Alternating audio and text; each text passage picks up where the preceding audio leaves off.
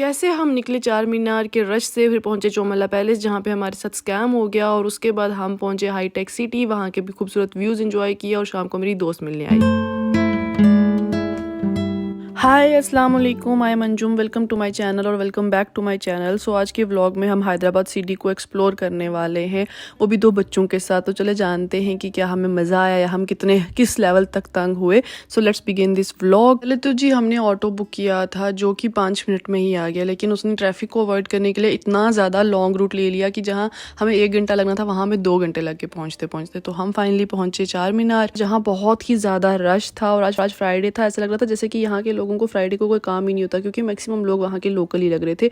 देखकर लगता ना कि कितनी पास है ये बिल्डिंग, लेकिन रश की वजह से इतनी ज़्यादा हमें टाइम लग गया इसके पास पहुँचते आधा घंटा मैक्सिमम। और जब हम पहुँचे, जितनी खूबसूरत उसकी बिल्डिंग उतनी ही ज़्यादा खूबसूरत लाइन लगी हुई थी जो ऊपर से व्यू देखने के लिए ऊपर लोग जा रहे थे उनकी। फिर हमने सोचा कि इस लाइन को अवॉइड करते हैं, हम आगे बढ़ते हैं। और फिर हम जो है वहाँ से आगे बढ़े, हमने कुछ फ़ोटो लिए। और इतना प्यारा क्यूट सा कपल हो तुम्हारे पास साथ, तो तुम क्यों नहीं उनके फ़ोटोज़ लोगे। तो फिर मैंने इनके बहुत ही प्यारे प्यारे फ़ोटोज़ लिए, लेकिन इन जो मेरे फ़ोटो लिए ना वो अपलोड करने के लायक नहीं है।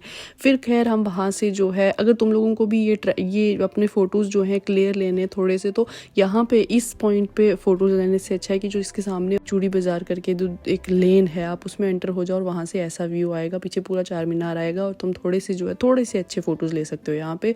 और फिर उसके बाद हम जो है वहाँ से निकल के आगे, क्योंकि अब चार मीनार में तो ऐसा इतना ज़्यादा कुछ वैसा था नहीं, जैसा फ़ोटो में दिखता है वैसा ही था। तो मुझे ऐसा किसी ने बताया था कि यहाँ पे चार मीनार के पास ही बहुत ही खूबसूरत एक चौमला पैलेस करके, नहीं पता था कि फ्राइडे को वो चीज़ बंद होती है। जब वहाँ पे पहुँचे और ये था हमारा चौमला पैलेस, और ये वहाँ पे इतना स्ट्रगल के बाद पहुँचने के बाद हमें ये देखने को मिला, एक बिल्ली, वो भी बेचारी इतनी कमज़ोर। और ये कुछ मैंने वीडियोस जो है देख ली है पिंटरेस्ट से देखने के लिए कि कैसा है चौमला पैलेस, क्या ये वर्थ इट है, क्योंकि 400 रुपये इसकी टिकट थी। तो ठीक है, अगर तुम लोगों को भी जाना होगा तो फ्राइडे को मत जाना, लेकिन तुम ऐसे जा सकते हो वहाँ पे अगर तुम्हारे पास थोड़ा सा पैसा है तो। इतना खज्जल ख्वार होने के बाद हम वहाँ से निकले, तो हमने सोचा कि चलो यार अब शॉपिंग ही कर लेते हैं। और शॉपिंग भी कहाँ करेंगे, हैदराबाद के सबसे बड़े मॉल में। तो हम वहाँ से निकल गए ऑर्बिट मॉल के लिए, जो कि हमारी डायरेक्शन से बिल्कुल अपोजिट था और नियरली 20 किलोमीटर था। एग्जैक्ट मुझे याद नहीं है, मतलब आज दिन ही खराब करना था हमने, तो वो हमने पूरी कोशिश कर दी खराब करने के लिए। लेकिन जैसे ही हम हाईटेक सिटी में एंटर किए, दिस वाज द व्यू। जो पिछले 3 घंटे का हमारा स्ट्रगल था ना, वो सारा का सारा वर्थ इट लग रहा था। है ना खूबसूरत, है ना वर्थ इट। तो फिर उसके बाद हम फाइनली पहुंच के ऑर्बिट मॉल, जो मतलब मेरी सोच से भी ज़्यादा बड़ा था, लाइक कई गुना ज़्यादा बड़ा था, क्योंकि हमने तो सिर्फ एक वेव मॉल देखा या फिर श्रीनगर वाला मॉल देखा है अभी तक ज़िंदगी में, तो उसके कंपैरिजन में तो ये बहुत ही ज़्यादा बड़ा था। तो मैंने भैया को बोला कि जैसे जिन पाँव से हम अंदर घुसे थे ना, उन्हीं पाँव से हम वापस लौट चलते हैं, क्योंकि यहाँ के लिए तो मैं इतनी ज़्यादा लाइक मुझे ना वो कॉन्फिडेंस ही नहीं आ रहा था। मेरा ड्रेस ही जो है वो बिल्कुल मैच नहीं कर रहा था इस मॉल के एस्थेटिक के साथ, और मैं मतलब खुद में ही खड़े ऐसे हो रही थी कि नहीं भाई, ऐसा तो मैं बिल्कुल भी अपने साथ नहीं कर सकती। और ख़रीदने की तो बात ही रहने दो, हम क्या ही खरीदते वहाँ पे। और इवन की शाइनी ने मुझे उससे पहले बोला भी, अंजुम दी ऑर्बिट मॉल से आप खरीदने जा रहे हो शॉपिंग। मैंने बोला अरे मेरे भाई के पास बहुत पैसा है। बोलने की जितना मर्जी पैसा हो वहाँ पे नहीं खरीद सकते। और मैं थी अरे यार, इसको नहीं पता कि मैं किसके साथ चल रही हूँ।